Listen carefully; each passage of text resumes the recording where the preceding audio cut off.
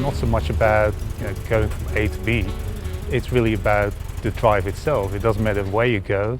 You can just drive up to an intersection and say, you know what, today I'm going to go left, and you'll just see where you're going to end up.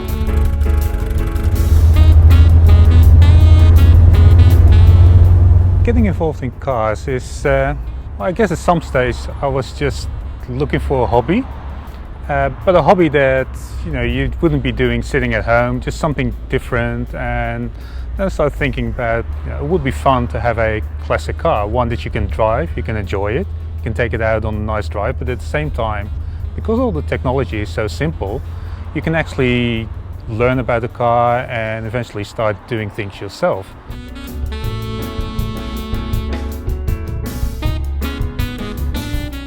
I went back to the Netherlands to visit my family on a holiday, and kind of as you do on a rainy day, I went online and started browsing the internet. It's like, oh, let's see if there's any car for sale, like anywhere nearby. Don't really have any intention to buy one, but just in case there was something nice, and found a couple of Opel GTs that were for sale not too far away. Made an appointment with a couple of people, went out to look at them. This was one of them.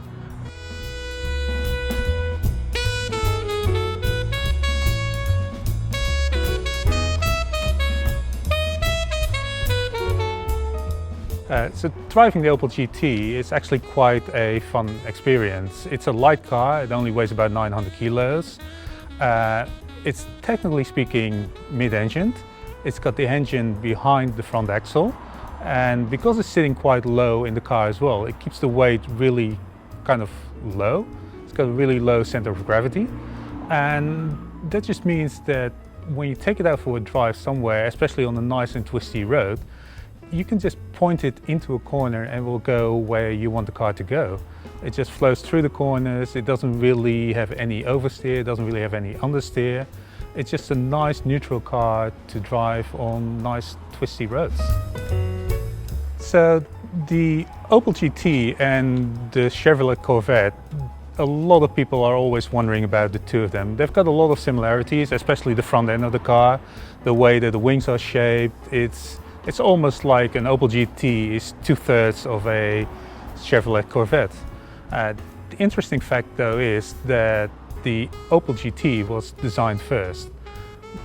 So for my plans with this car, I mean, having it now pretty much at a state where I want it to be, all the work got done on it. I mean, the engine bay is immaculate now.